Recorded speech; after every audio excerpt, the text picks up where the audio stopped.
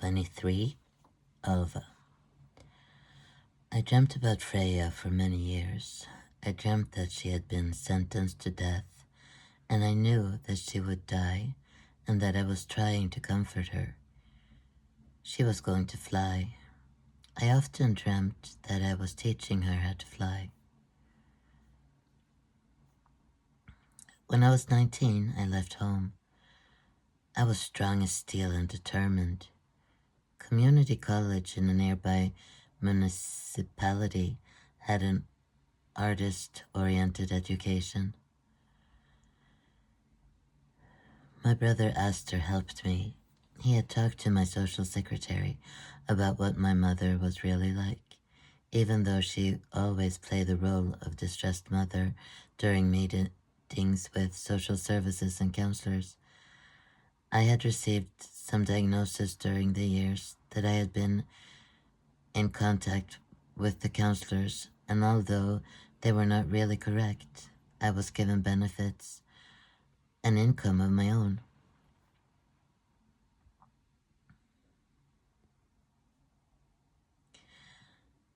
When I changed municipality,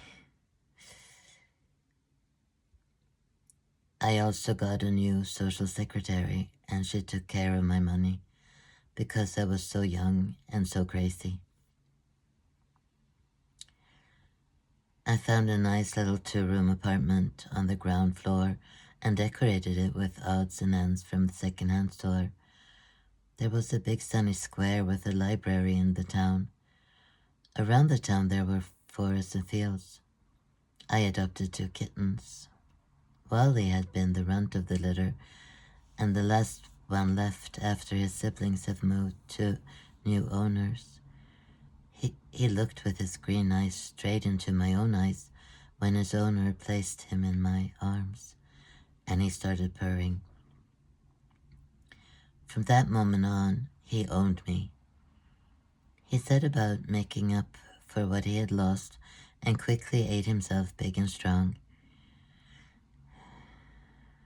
Soon, he would become the biggest and toughest cat in the neighborhood, coming home after his rounds of conquest with battle wounds to eat huge portion of food and catch up with his doting housekeeper where I was sitting on the couch. Loyal and protective, he would accompany me to the bus station to meet my social worker and wait for me where he had left me when I came home in the evening. Elvira, Wally's adopted sister, was shy and kind. She liked to stay indoors and study her surroundings from a distance. She had a gray striped coat with a white chest, contemplative and friendly. Little pretty Ellie Vi sitting on her throne up high, bathing in the hazy light, her coat in silver striped delight. Little has been saved of what she's known. Still she dreams upon her throne, as her little heart is true. Beneath the sky of white and blue, are you yet to realize that you are a lovely little cat? It was so liberating to be away from Mom. I hadn't spoken to Dad for a few years, and now I also told Mom that I needed a break from her. I bought food for myself and took care of my home, and also continued to take long walks in nature. For the first time in a very long time, there was a sense of well-being. Somehow, I felt blessed, fortunate. I was alive, for one thing. There were things that had been given to me throughout my life. Elsa's little gentle caresses, Freya's support, some kind teacher who cared, a funny schoolmate, Christmases with the cousins. They were real treasures. I cherished the good memories that appeared in my new peaceful existence. Never again, I promised. Never again will I forget you. I dared to believe that I would make it. But then the dark memories came as well. I dissociated. Once again, I shut down and closed myself within a wall of silence where I was safe. The silence was necessary for me to get through school. The good schoolgirl, with her hair neatly done, dressed in a suede coat, and with a tie-dyed satchel over her shoulder, responsibly cared for the kittens, paid the bills, shopped and managed her life, sat on the windowsill during sleepless nights, prayed quietly inside, cried. My nervous system was on overload, and the warning bells were ringing. Dad would come and punish me. To get relief, I wrote. I sat down and wrote a story about twins, one of whom lost her life while the other went mad. This text opened a flood of words, and I needed to get everything down on paper. It started with the first memory of abuse, and then an alter ego took over, writing down the rest. And although I knew I was probably writing something, I didn't know how or quite what. It was my testament, so I reasoned. I had so much post-traumatic stress that I was sure I would die soon.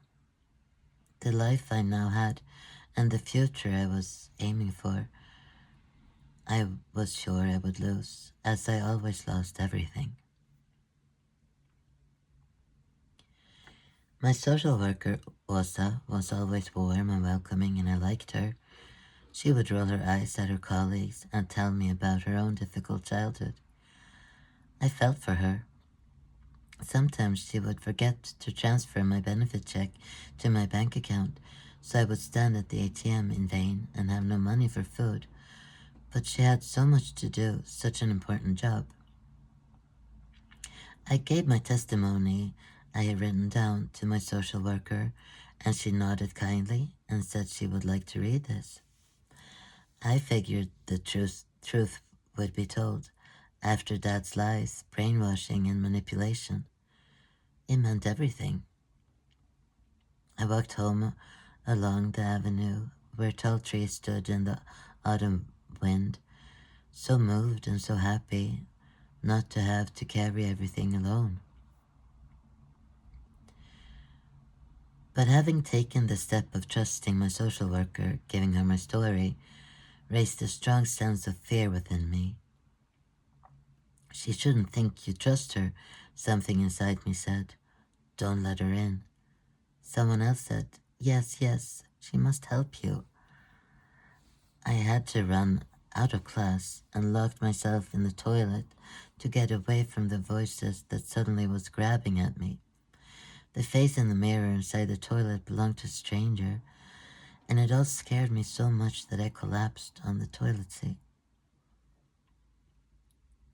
During this year, and for a few years afterwards, but now only on rare occasions, I heard voices when I was going to sleep as well. These voices seemed to come from everywhere, as if my frontal lobe had become a satellite dish, picking up conversations from the entire neighborhood. I heard men's voices and women's voices and children, as well as random phrases from ongoing conversations. I later learned that this condition is called being hypnagogic, which is a state between sleep and wakefulness, where one can experience auditory hallucinations. One of the other voices inside me now took over more strongly, and I decided that we had to start talking again. Otherwise, Åsa would get tired of me and the notes I wrote when I had to communicate. She will think you're a hopeless wretch. We need to tell her how much she matters and meet her needs, another anxious voice pointed out. With my dissociations, I was able to switch off and separate. For example, I could turn off physical pain. When I quit smoking, I turned off the nicotine withdrawal. I could now turn off my selective mutism. The girl who had thought her strong muscles could save the whole family took over. Not the good schoolgirl who made herself porridge before dutifully trudging off to school early in the morning with her backpack full of homework that she had jotted down the night before. No, the strong protector had no use for homework. She was far too busy dealing with relationships. I don't remember much more of the next few months. I was in a fog. Some situations pop up like islands in the sea. When I was at the police station and woke up after she told me about my father's rapes. When Åsa kissed me on the mouth. I was there for a second and then I was gone again. When I was at the gynecology clinic, where the police had referred me to examine possible injuries from the rapes, and Åsa, who had come along for support, was dismissive and irritated. When I spoke to Åsa on the phone and asked for her help, I was traveling through wormholes in space. I inherited situations that someone had just left. Like when I woke up on the bench behind the school building and dragged myself towards the bus stop. Back in my apartment, I broke down thoroughly. I called Åsa in tears. I had to give her all of me as proof of love so that she would last. I wanted to apologize through my tears while clinging to the phone. You're controlling, said Åsa on the phone. You're trying to get me to come to your house, to care. I didn't mean to. I'm sorry. You mean so much to me. You just want something, Åsa snapped. She knew everything about me, had been given my entire life and testimony. You are an ugly person, said Åsa. I hung up the phone. Now I could put Åsa aside, which was nice. At the same time, I wonder what had happened. Wasn't Åsa nice? It was my fault. I always ruined everything. Everyone.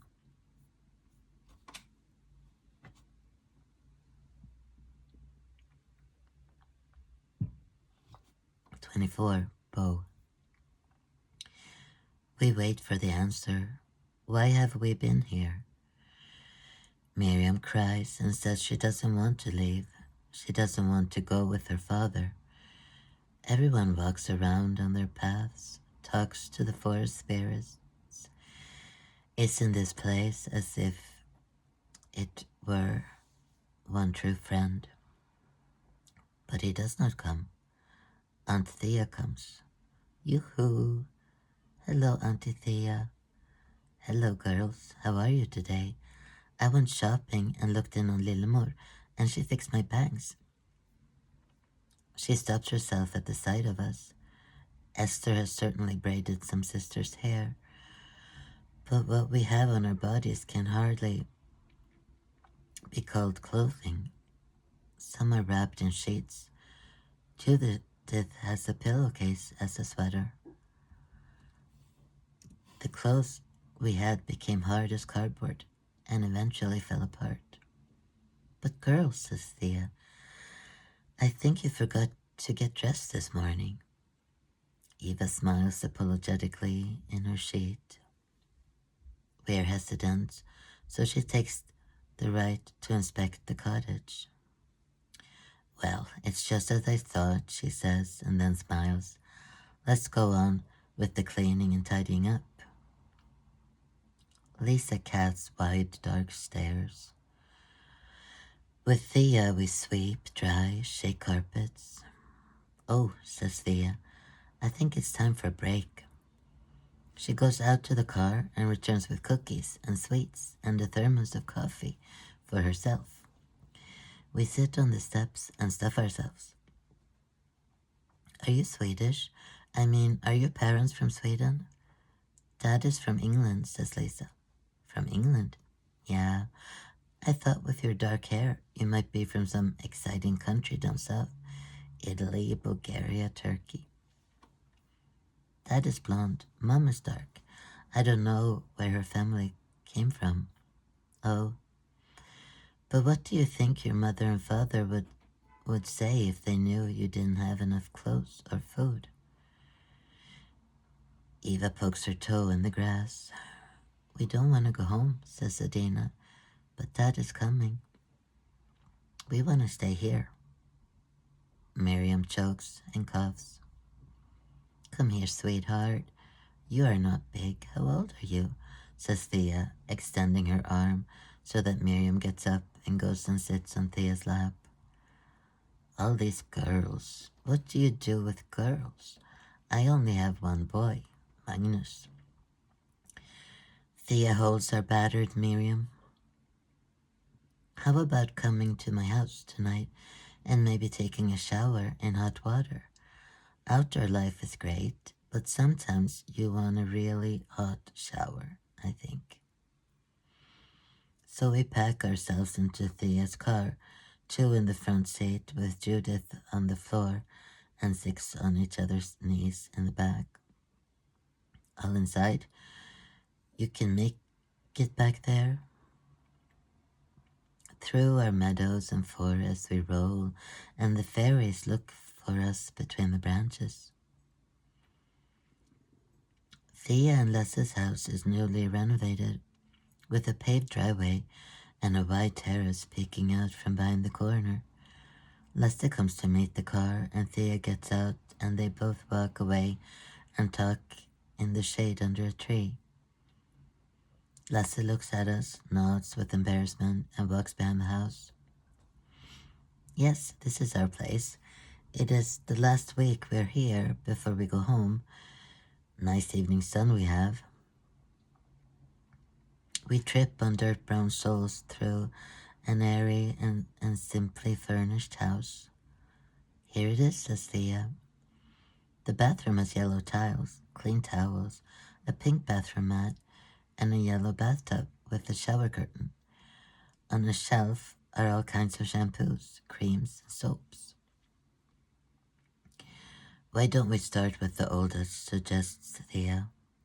Here, you can look at my dolls, she tells the younger ones. They were my mother's collection, and when she died, I inherited them. They're very old, so don't touch, just look. Miriam and Judith take in with their eyes all the doll glory up there on the dresser. I will have a big bed too when I grow up, just for me, says Adina. Surely, laughs Thea. Childhood is short and ends in a flash. Then you're an adult for a very long time. You can create the life you want and do what you want. We nod or smile in wonder. I'll see if I don't have a toothbrush left over from when we had guests. Come, let's look in the kitchen. Thea's kitchen is blue and white, clean and tidy, and by the kitchen table the afternoon sun shines in through the big shiny window. Yes. She finds what she is looking for in one of the kitchen drawers. 2 toothbrushes in their packaging. She picks up the toothpaste and pulls a chair towards the sink. Now, little one, since you're the youngest, you get your toothbrush first. Judith looks at us to make sure we heard correctly. Open wide. Thea goes to work, brushing, causing white toothpaste to drip from Judith's chin. Next. Adina lifts me into the chair. I point to my tooth in my lower jaw. Oh, a loose tooth. I'll be very careful with that one. After the younger half of the Wilson sisters have had their teeth cleaned, Thea makes sure all the older ones have towels to wrap themselves in when they come out of the steamy bathroom. And then there's the matter of clothes. You simply can't put that on again. Thea throws away the brown-gray things we were wearing and pulls clothes out of her closet. But these are your clothes, Eva protests. Yes, but I have clothes in Stockholm. Too much if you ask Lasse. And what I have here, I'm not so attached to. Thank you, says Lisa, who wants to wear some real clothes. Now everyone else has to shower and wash. Naomi and Adina laughingly lather up and rub shampoo in each other's hair, while Thea orders, scrub between your toes. You see the state of them. Behind the ears, too. They wrap two towels around themselves, and Thea sends them out to pick something to wear from the pile on the bed. We three little ones are scrubbed from head to toe with Thea's firm grip. When you've been really dirty, you feel heavy and sticky. When you get clean, you become yourself. There, I know you can choose a nail polish while I start dinner. Little Judith lies down on the bed and spread her arms and legs and smiles blissfully at the ceiling. Bo is being combed carefully, and sisters gently paint nail polish on her toes. Thea's put blankets on the terrace for us and put plates on the sink so we can feed ourselves directly from the dishes and pots on the stove and then go and sit outside. Gravy, steak, fluffy white bread, corn, butter, potatoes, fried onions, and mushrooms. As we eat out on the blanket in the cool twilight, with the mosquitoes buzzing against the white sky, Thea talks. You think you'll stay young all your life, don't you, Lasse? Don't know why you're surprised, but it gets easier with age, don't you think, Lasse? When you were young, everything was a mystery. You never knew how something would end. You always made mistakes, or were afraid of making mistakes. Nothing was good enough, and yet you were supposed to be mature and capable. That settles down. You discover that you are both bigger and smaller than you thought. Bigger because you are good enough. Smaller because you're not that important. And all that stuff that was so difficult and hard, it turns out to be valuable. That's what you learn from. Without the struggling, we wouldn't be as comfortable as we are now. Right, Lasse? If you've had it good all the time, you don't know the difference. Dessert. Vanilla ice cream. Biscuits. Strawberry sauce. Thea drives us home in the evening. We have clothes, flowery, puffy, granny clothes, blouses that are like dresses, but real, whole, soft. We are so full that we immediately forget what hunger feels like. We just lie down, cheek to pillow, and fall asleep, relieved, calm.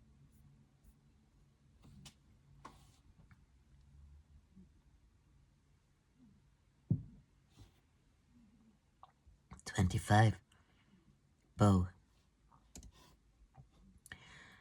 Adina and Lisa are gathering wood when he arrives. Eva and Esther clean up the kitchen. Ada is down by the lake fishing, and little girls are playing with stone and stick dolls. He stands there, red-faced, with thinning, dark blonde hair. There, my children. He offers no explanation. Dad is here, and we do what Dad says. But Eva thinks, I will stay here. I'll get a job. If you force us to go home with you, I'll call social services, and you'll never see us again. She doesn't say it out loud, but sometimes Dad knows things that aren't said out loud. Lisa runs to fetch Ada. Pack up our things, Adina tells us. We leave in 5 minutes, says Dad. We gather Thea's flowery clothes, the shells, the stones, the sticks. Esther is crying and sobbing as we come down the narrow, steep stairs. Do you hear that I'm not going? Shouts Naomi, the most sensitive of us, and the rest of us freeze, sharp as stoplights. Dad smiles and pulls Miriam to him. No one should come home with a broken neck, right?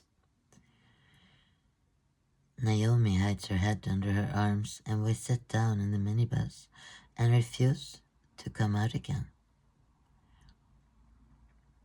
And so we change worlds. The cottage and the lake are already a memory. Now it's the Wilson family instead. Mom and Dad will take care of us. We must believe that. They love us. We leave in silence. Summer planning for the school semester. Lisa is going to start high school. She wonders about that.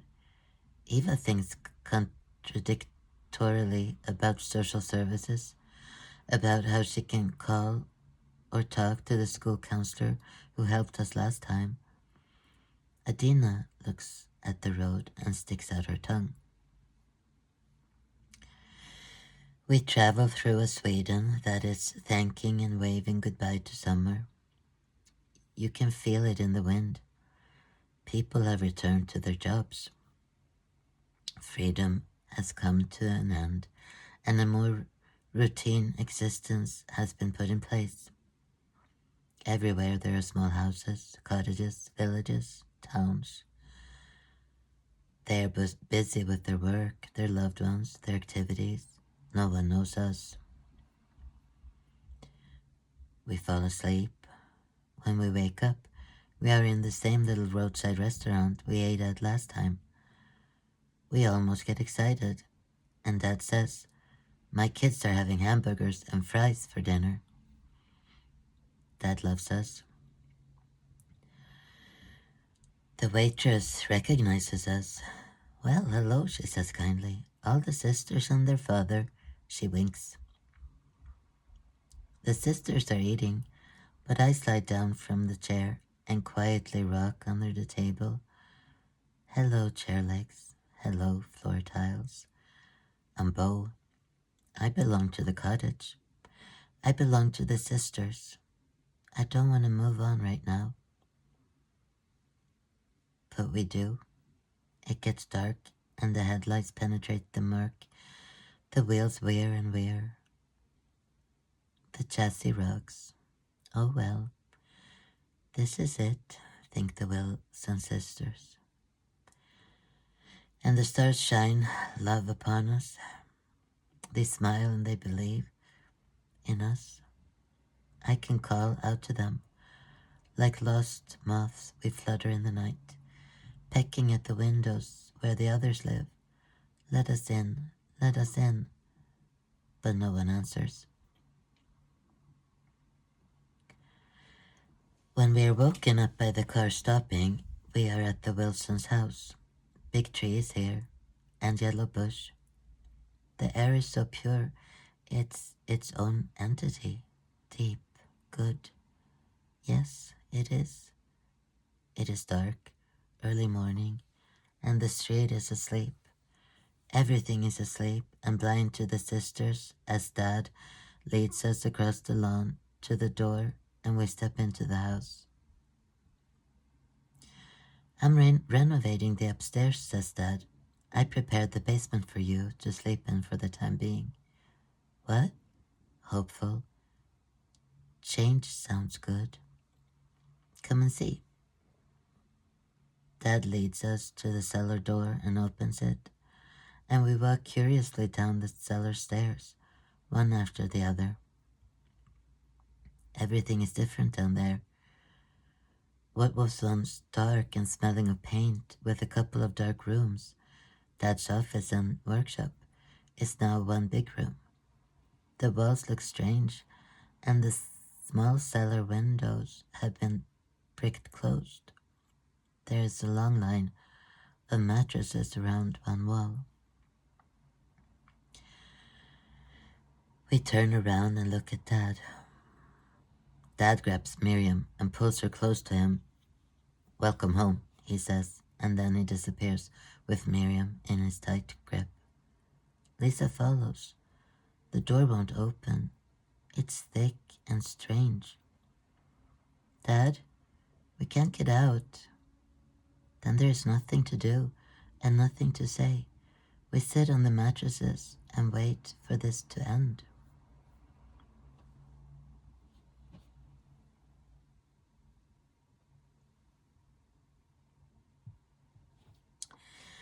Chapter 23, 24, 25 comments. My life doesn't make sense, nor does my personality, and I am very misunderstood by my social worker also.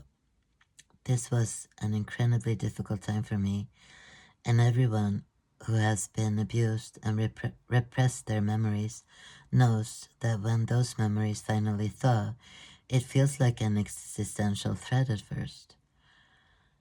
Outsiders may find it hard to empathize with the intense emotions and may themselves dissociate or switch off. Here we have someone buried alive, struggling to fight their way back to life. The picture also includes the breach of trust. Trust is difficult, to say the least, and often impossible. But the soul can be healed and trust rebuilt. If you are a social worker or a therapist, you need to understand that an incest survivor is both fragile and strong, having both survived and been destroyed, and they deserve respect. The need for closeness and comfort is great, but it takes time to dare to trust that it is safe and that one deserves it. For one's own parent has turned both their own body and their perception of reality against the victim, who was a child when it happened, and on top of that, placed the responsibility and blame on the child. If you have your own unresolved trauma, you can be triggered by a vulnerable person in crisis, whether they have DID or other forms of dissociation.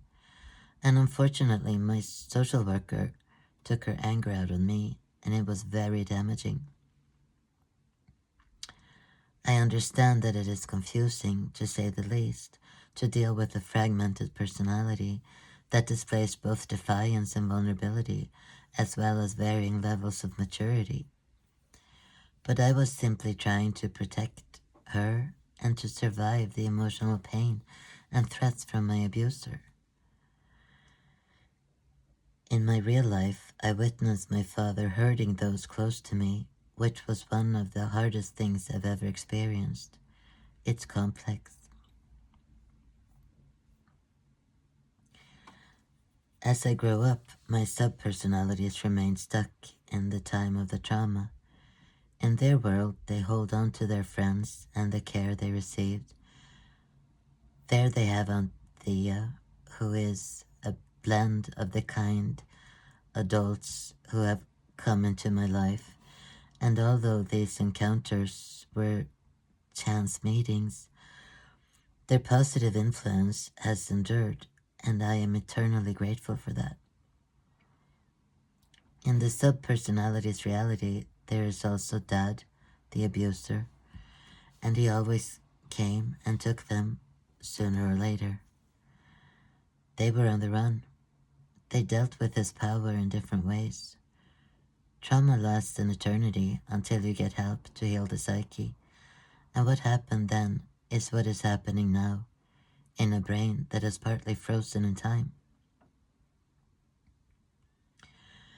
While some parts have experiences such as of care, other parts have no such experiences, but carry only betrayal and pain.